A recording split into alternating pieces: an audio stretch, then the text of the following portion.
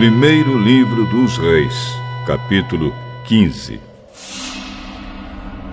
No ano 18 do reinado de Jeroboão, filho de Nebate, em Israel, Abias se tornou rei de Judá.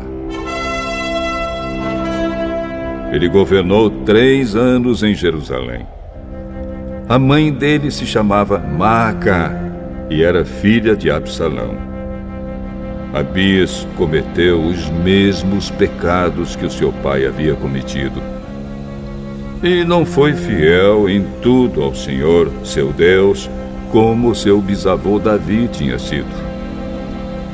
Mas, por causa de Davi, o Senhor, seu Deus, deu a Abias um filho para governar em Jerusalém depois dele e para conservar Jerusalém em segurança. O Senhor fez isso porque Davi tinha feito o que lhe agradava e nunca havia desobedecido a nenhum dos seus mandamentos, a não ser no caso de Urias, o Heteu. Abias e Jeroboão estiveram sempre em guerra, um contra o outro, durante o reinado de Abias. Todas as outras coisas que Abias fez estão escritas na história dos reis de Judá. Abias morreu e foi sepultado na cidade de Davi, e o seu filho Asa ficou no lugar dele como rei. No ano 20 do reinado de Jeroboão em Israel, Asa se tornou rei de Judá e governou 41 anos em Jerusalém. A sua avó foi Maacá, filha de Absalão. Asa fez o que agradava ao Senhor Deus, como havia feito o seu antepassado Davi. Asa expulsou do país todos os que praticavam a prostituição como parte dos cultos pagãos e retirou todos os ídolos feitos para aqueles que haviam sido reis antes dele. Ele tirou a sua avó Maacá da posição de rainha-mãe porque ela havia mandado fazer uma figura nojenta para servir como poste ídolo. Asa derrubou esse ídolo e o queimou no Vale do Cedron.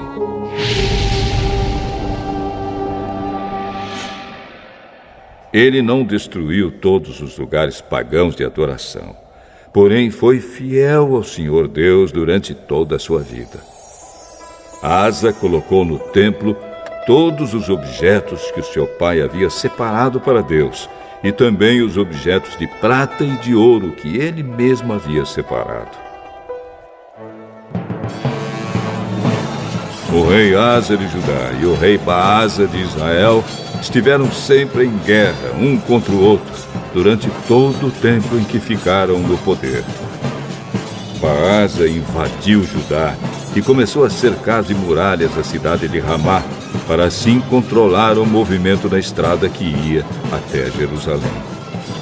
Por isso, o rei Asa pegou toda a prata e todo o ouro que haviam ficado no templo e no palácio e entregou a alguns dos seus servidores, a fim de que levassem para Damasco e entregassem ao rei Ben-Hadad, que era filho de Tabrimon e neto de Ezion. Junto foi a seguinte mensagem: vamos ser aliados como eram os nossos pais. Esta prata e este ouro são um presente para você. Retire agora o apoio que você está dando a Baasa, rei de Israel, para que assim ele tenha de tirar os seus soldados do meu território. O rei Ben-Hadad concordou com a proposta de Asa e mandou que os seus comandantes e os seus exércitos atacassem as cidades de Israel. Eles conquistaram as cidades de Ijon, Dan e Abel-Bet-Maacá, a região que fica perto do lago da Galileia, e todo o território de Naftali.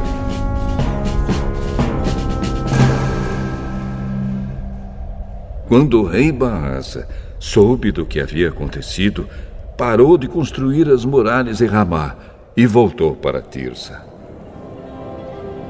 O rei Asa mandou avisar em toda a região de Judá que todos, sem faltar ninguém, deviam ir ajudar a carregar para fora de Ramá as pedras e a madeira que Baasa havia estado usando para construir as muralhas em volta da cidade. Com esse material, Asa cercou de muralhas a cidade de Mispa e também a cidade de Geba, que ficava no território da tribo de Benjamim. Todas as outras coisas que o rei Asa fez, os seus atos de coragem e as cidades que ele cercou de muralhas, tudo isso está escrito na história dos reis de Judá. Na sua velhice, ele foi atacado por uma doença dos pés. Asa morreu e foi sepultado nos túmulos dos reis, na cidade de Davi. O seu filho Josafá ficou como rei no lugar dele. No segundo ano do reinado de Asa em Judá, Nadab, filho do rei Jeroboão, se tornou rei de Israel. Ele foi rei 2 anos. Como havia feito seu pai antes dele, Nadab pecou contra Deus e fez com que o povo de Israel também pecasse. Baasa, filho de Aías, da tribo de Issacar, fez uma conspiração contra Nadab e o matou no país dos filisteus, em Gibeton, a cidade que Nadab e o seu exército estavam cercando. Isso aconteceu no 3º ano do governo do rei Asa em Judá. E assim Baasa ficou no lugar de Nadab como rei de Israel.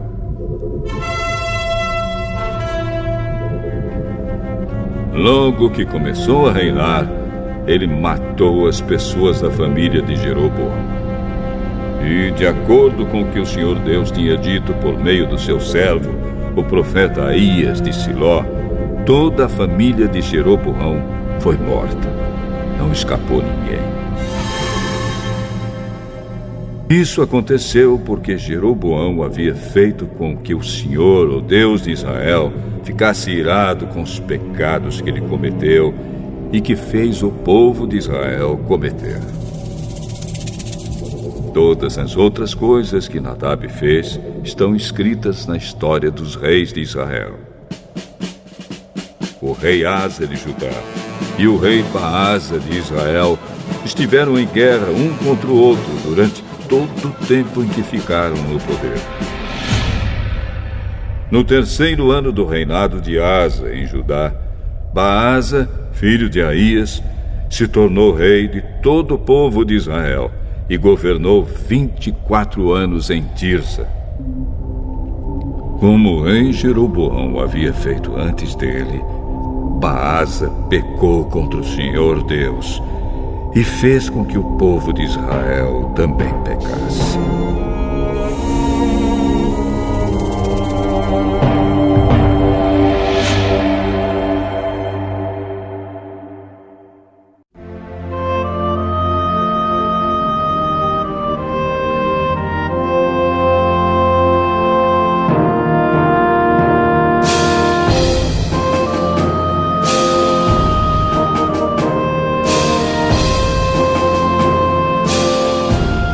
Primeiro livro dos Reis, capítulo 16. O Senhor Deus falou com o profeta Jeú, filho de Anani, e lhe deu esta mensagem a respeito de Baasa. Você não era ninguém, mas eu fiz com que você se tornasse o chefe do meu povo de Israel. E agora você pecou como Jeroboão e fez o meu povo pecar.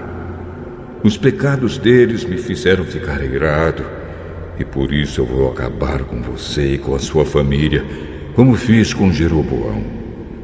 As pessoas da sua família que morrerem na cidade serão comidas pelos cachorros, e aquelas que morrerem nos campos serão comidas pelos urubus.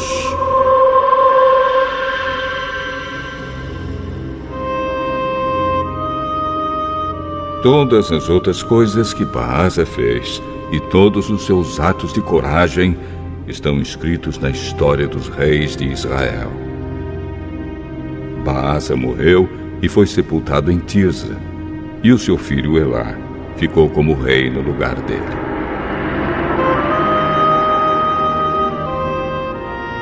O profeta Jeú deu aquela mensagem do Senhor Deus a respeito de Baasa e da sua família por causa dos pecados que Baasa havia cometido contra o Senhor. Ele fez com que o Senhor ficasse irado, não somente por causa do mal que praticou, como o rei Jeroboão havia feito antes dele, mas também porque ele matou toda a família de Jeroboão.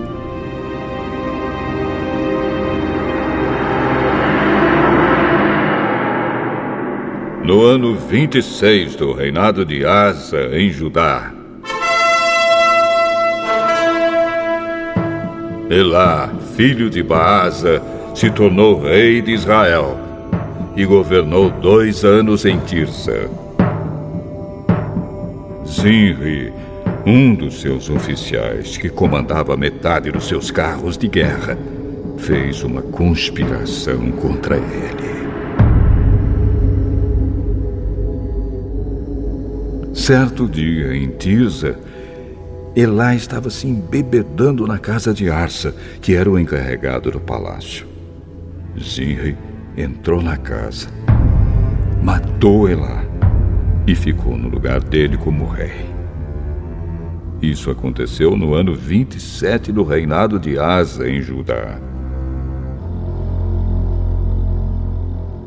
Assim que Zinri se tornou rei, matou todas as pessoas da família de Baasa, todos os seus parentes do sexo masculino e todos os seus amigos foram mortos.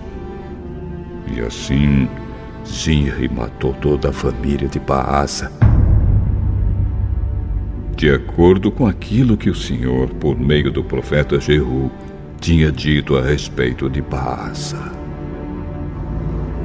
Por terem adorado ídolos e por terem feito com que o povo de Israel pecasse, Baasa e o seu filho Elá haviam feito o Senhor, o Deus de Israel, ficar irado. Todas as outras coisas que Elá fez estão escritas na história dos reis de Israel. No ano 27 do reinado de Asa em Judá, Zinri foi rei de todo o povo de Israel em Tirza durante 7 dias.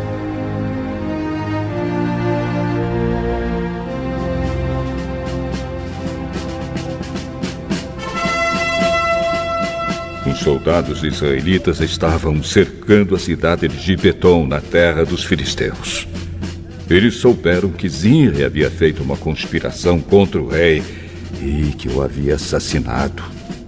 Por isso, naquele mesmo dia, ali no acampamento, eles escolheram Onri, o comandante do exército, como rei de Israel. Onri e todos os seus soldados saíram de Gibeton e foram cercar a cidade de Tirza. Quando Zinri viu que a cidade havia sido conquistada, foi para a fortaleza interna do palácio, pôs fogo no palácio e morreu queimado. Isso aconteceu por causa dos seus pecados contra Deus, o Senhor. Ele seguiu o exemplo de Jeroboão, que havia sido rei antes dele. Zinri desagradou ao Senhor por causa dos seus pecados e por ter feito o povo de Israel pecar. Todas as outras coisas que Zinri fez, e também a sua conspiração, estão escritas na história dos reis de Israel. O povo de Israel estava dividido em 2 partidos. A metade deles queria fazer de Tibni, filho de Ginate, o seu rei, e os outros estavam do lado de Onri. Mas aqueles que estavam a favor de Onri ganharam. Tibni morreu e Onri se tornou rei. No ano 31 do reinado de Asa em Judá, Onri se tornou rei de Israel e governou 12 anos.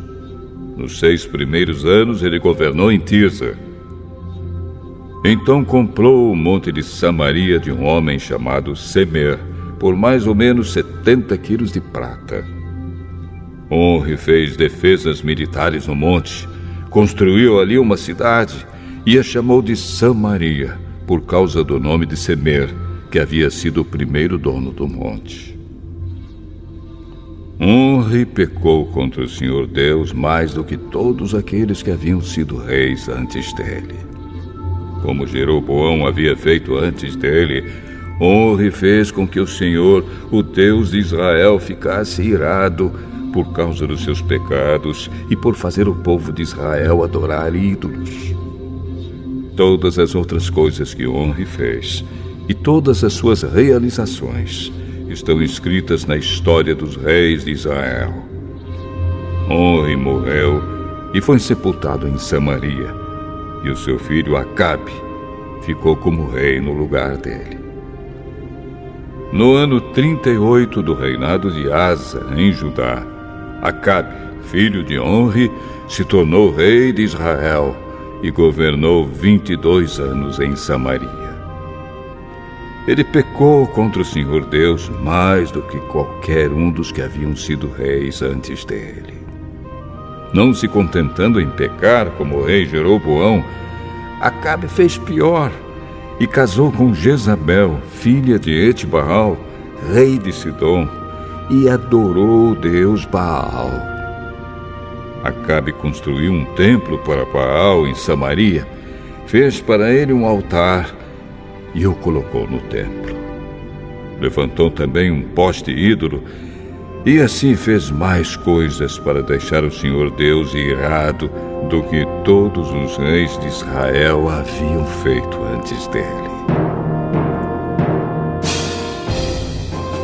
Durante o reinado de Acabe, Hiel, que era de Betel, reconstruiu a cidade de Jericó.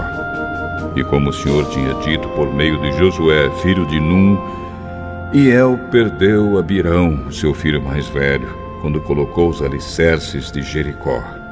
E perdeu Segube, o seu filho mais novo, quando colocou os portões.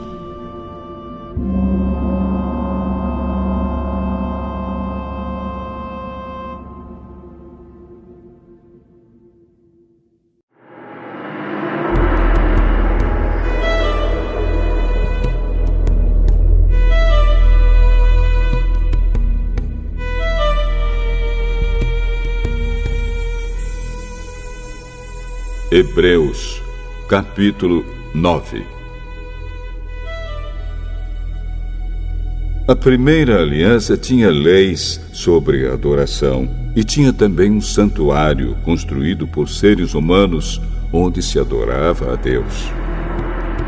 Foi armada uma tenda dividida em 2 partes. Na parte da frente, chamada Lugar Santo, ficavam o candelabro e a mesa com os pães oferecidos a Deus. Atrás da segunda cortina ficava a parte que era chamada de Lugar Santíssimo.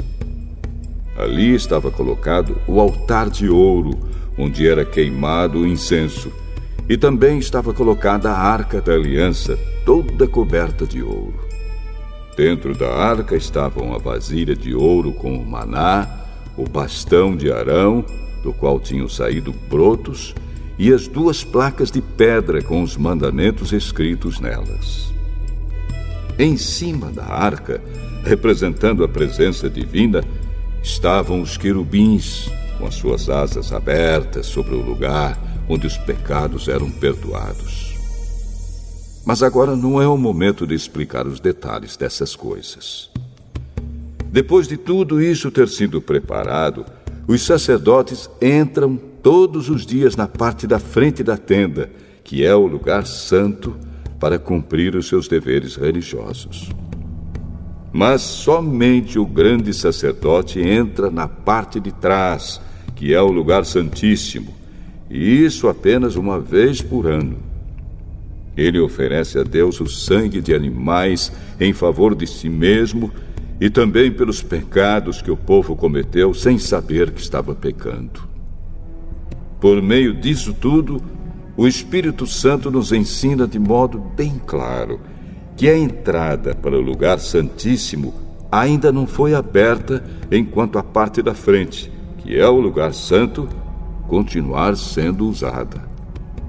Isso é um símbolo para hoje. Quer dizer que as ofertas e os sacrifícios de animais oferecidos a Deus não tornam perfeito o coração das pessoas que o adoram. Essas ofertas e sacrifícios têm a ver somente com comida, com bebida e com várias cerimônias de purificação. São regras externas que têm valor somente até que Deus renove todas as coisas.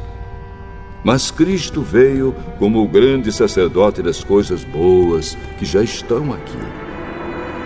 A tenda em que ele serve é melhor e mais perfeita, e não foi construída por seres humanos, isto é, não é deste mundo. Quando Cristo veio e entrou uma vez por todas no lugar santíssimo, ele não levou consigo sangue de bodes ou de bezerros para oferecer como sacrifício. Pelo contrário, ele ofereceu o seu próprio sangue e conseguiu para nós a salvação eterna. O sangue de bodes e de touros e as cinzas da bezerra queimada são espalhados sobre as pessoas impuras e elas ficam purificadas por fora. Se isso é assim, imagine então quanto maior ainda é o poder do sangue de Cristo. Por meio do Espírito Eterno, ele se ofereceu a si mesmo a Deus como sacrifício sem defeito. E o seu sangue nos purifica por dentro, tirando as nossas culpas. Assim podemos servir ao Deus vivo, pois já não praticamos cerimônias que não valem nada. Portanto, é Cristo quem consegue fazer uma nova aliança, para que os que foram chamados por Deus possam receber as bênçãos eternas que o próprio Deus prometeu. Isso pode ser feito porque houve uma morte que livrou as pessoas dos pecados que praticaram enquanto a primeira aliança estava em vigor. Onde há um testamento, é necessário provar que a pessoa que o fez já morreu. Pois o testamento não vale nada enquanto estiver vivo quem o fez. Só depois da morte dessa pessoa é que o testamento tem valor. É por isso que a primeira aliança entrou em vigor somente com o uso do sangue de animais. Em primeiro lugar, Moisés anunciou ao povo todos os mandamentos conforme estavam na lei. Depois pegou o sangue dos bezerros e dos bodes, misturou com água e borrifou o livro da lei e todo o povo, usando lã tingida de vermelho e hisopo. Então disse: Este é o sangue que sela a aliança que Deus mandou vocês obedecerem. Da mesma forma, Moisés também borrifou sangue sobre a tenda e sobre todos os objetos usados na adoração. De fato, de acordo com a lei, quase tudo é purificado com sangue. E não havendo derramamento de sangue, não há perdão de pecados. Essas coisas, que eram cópias das realidades celestiais, deviam ser purificadas desse modo. Mas as próprias coisas celestiais exigem sacrifícios bem melhores. Cristo não entrou num lugar santo feito por seres humanos, que é a cópia do verdadeiro lugar. Ele entrou no próprio céu, onde agora aparece na presença de Deus para pedir em nosso favor. O grande sacerdote entra todos os anos no lugar santíssimo, levando consigo o sangue de um animal. Porém, Cristo não entrou para se oferecer muitas vezes. Se fosse assim, ele teria de sofrer muitas vezes desde a criação do mundo. Pelo contrário, uma vez por todas ele apareceu agora quando os tempos estão chegando ao fim, para tirar os pecados por meio do sacrifício de si mesmo.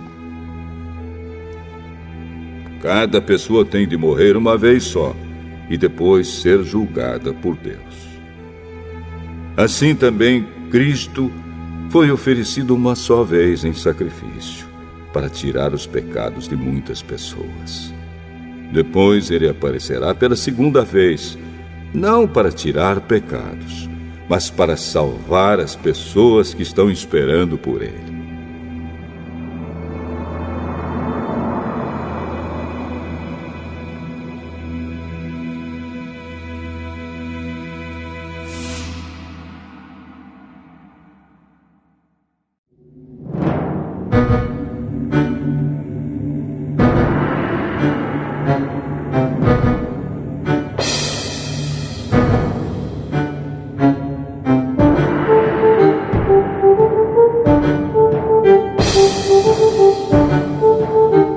Hebreus, capítulo 10. A lei dada por Moisés não é um modelo completo e fiel das coisas verdadeiras. É apenas uma sombra das coisas boas que estão para vir. Os mesmos sacrifícios são oferecidos sempre, ano após ano. Portanto, como pode a lei, por meio desses sacrifícios, aperfeiçoar as pessoas que chegam perto de Deus?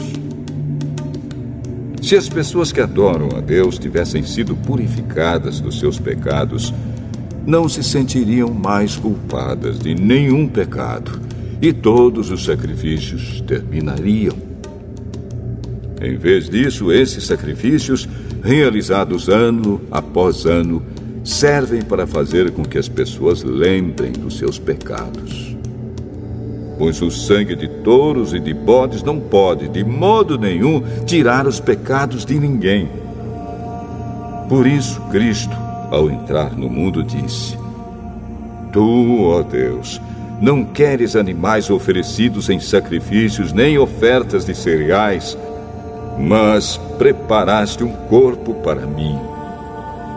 Não te agradam as ofertas de animais queimados inteiros no altar, nem os sacrifícios oferecidos para tirar pecados. Então eu disse: Estou aqui, ó Deus. Venho fazer a tua vontade, assim como está escrito a meu respeito no livro da lei. Primeiro ele disse: Tu não queres sacrifícios ou ofertas de animais, e não te agradam as ofertas dos animais queimados inteiros no altar, nem os sacrifícios oferecidos para tirar pecados. Ele disse isso embora todos os sacrifícios sejam oferecidos de acordo com a lei. Depois ele disse: Estou aqui, ó Deus, para fazer a tua vontade. Assim Deus acabou com todos os antigos sacrifícios e pôs no lugar deles o sacrifício de Cristo. E porque Jesus Cristo fez o que Deus quis, nós somos purificados do pecado pela oferta que Ele fez, uma vez por todas, do seu próprio corpo. Todo sacerdote judeu cumpre todos os dias os seus deveres religiosos e oferece muitas vezes os mesmos sacrifícios, mas estes nunca poderão tirar pecados. Porém, Jesus Cristo ofereceu só um sacrifício para tirar pecados, uma oferta que vale para sempre, e depois sentou-se do lado direito de Deus. Ali, Jesus está esperando até que Deus ponha os seus inimigos como estrado debaixo dos pés dele. Assim, com um sacrifício só, ele aperfeiçoou para sempre os que são purificados do pecado. E o Espírito Santo também nos dá o seu testemunho sobre isso. Primeiro ele diz: Quando esse tempo chegar, diz o Senhor, eu farei com o povo de Israel esta aliança. Porei as minhas leis no coração deles e na mente deles as escreverei. Depois ele diz: não lembrarei mais dos seus pecados nem das suas maldades. Assim, quando os pecados são perdoados, já não há mais necessidade de oferta para tirá-los. Por isso, irmãos, por causa da morte de Jesus na cruz, nós temos completa liberdade de entrar no lugar santíssimo. Por meio da cortina, isto é, por meio do seu próprio corpo, ele nos abriu um caminho novo e vivo. Nós temos um grande sacerdote para dirigir a casa de Deus. Portanto, cheguemos perto de Deus com um coração sincero e uma fé firme, com a consciência limpa das nossas culpas e com o corpo lavado com a água pura. Guardemos firmemente a esperança da fé que professamos, pois podemos confiar que Deus cumprirá as suas promessas. Pensemos uns nos outros, a fim de ajudarmos todos a terem mais amor e a fazerem o bem. Não abandonemos, como alguns estão fazendo, o costume de assistir às nossas reuniões. Pelo contrário, animemos uns aos outros, e ainda mais agora que vocês veem que o dia está chegando. Pois, se continuarmos a pecar de propósito, depois de conhecer a verdade, já não há mais sacrifício que possa tirar os nossos pecados. Pelo contrário, resta apenas o medo do que acontecerá. Medo do julgamento e do fogo violento que destruirá os que são contra Deus. Quem desobedece à lei de Moisés é condenado sem dó à morte, se for julgado culpado depois de ouvido o testemunho de 2 pessoas, pelo menos.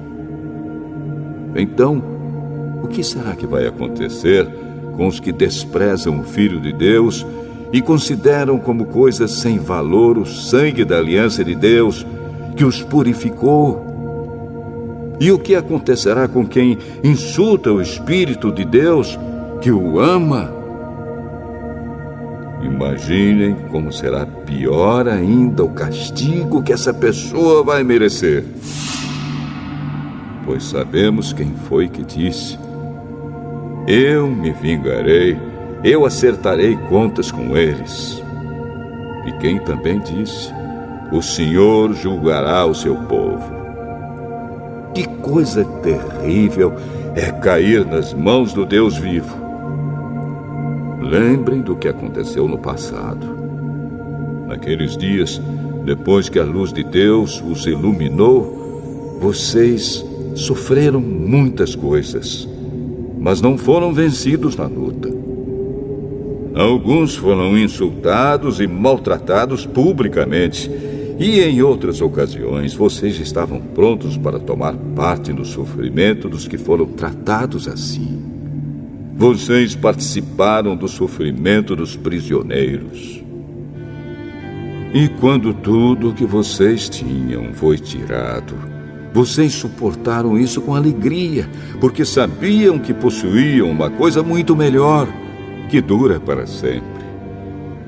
Portanto, não percam a coragem, pois ela traz uma grande recompensa. Vocês precisam ter paciência para poder fazer a vontade de Deus e receber o que Ele promete. Pois, como Ele diz nas Escrituras Sagradas, um pouco mais de tempo, um pouco mesmo, e virá aquele que tem de vir. Ele não vai demorar. E todos aqueles que eu aceito terão fé em mim e viverão. Mas, se uma pessoa voltar atrás, eu não ficarei contente com ela. Nós não somos gente que volta atrás e se perde. Pelo contrário, temos fé e somos salvos.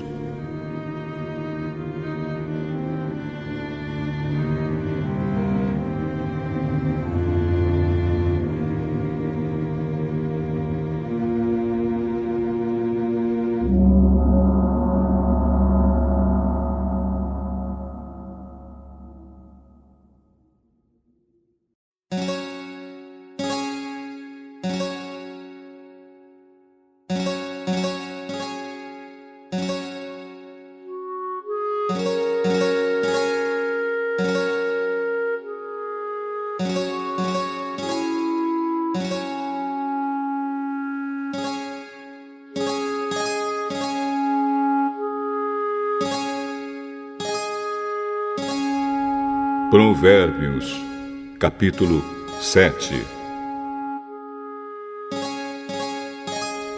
Filho, lembre do que eu digo e nunca esqueça os meus conselhos. Faça o que eu digo e você viverá.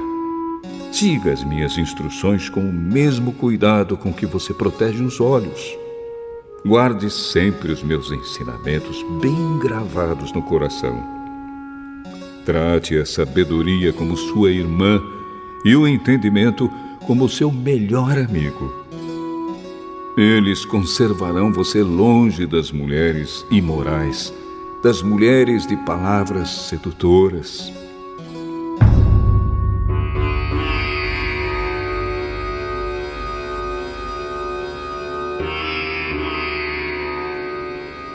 Uma vez eu estava olhando pela janela da minha casa e vi vários rapazes sem experiência, mas notei que um deles era mesmo sem juízo. Esse rapaz estava andando pela rua, perto da esquina onde morava uma certa mulher. Ele passava por perto da casa dela ao anoitecer, quando já estava escuro. E aconteceu que essa mulher foi encontrar-se com ele, vestida como uma prostituta e cheia de malícia. Ela era espalhafatosa e sem vergonha e estava sempre andando pelas ruas. Ficava esperando em alguma esquina, às vezes numa rua, outras vezes na praça. Ela chegou perto do rapaz e o abraçou e beijou. Então, com um olhar atrevido, disse: Paguei hoje os meus votos e a carne dos sacrifícios de gratidão está comigo. Por isso saí procurando você. Eu queria encontrá-lo e você está aqui. Já forrei a minha cama com lençóis de linho colorido do Egito. Eu a perfumei com mirra, aloés e flor de canela. Venha. Vamos amar a noite toda. Passaremos momentos felizes nos braços um do outro. Meu marido não está em casa. Ele foi fazer uma longa viagem. Levou bastante dinheiro e só voltará daqui a alguns dias. Assim, ela o tentou com seus encantos e ele caiu na sua conversa. E num instante, lá foi ele com ela, como um boi que vai para o matador, como um animal que corre para a armadilha, onde uma flecha atravessará o seu coração. Era como um pássaro que entra no alçapão sem saber que a sua vida está em perigo.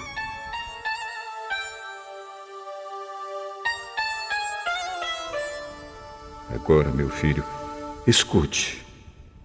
Preste atenção no que vou dizer. Não deixe que uma mulher como essa ganhe o seu coração. Não ande atrás dela, pois ela tem sido a desgraça de muitos homens e tem causado a morte de tantos que nem dá para contar. Se você for à casa dessa mulher, estará caminhando para o mundo dos mortos pelo caminho mais curto.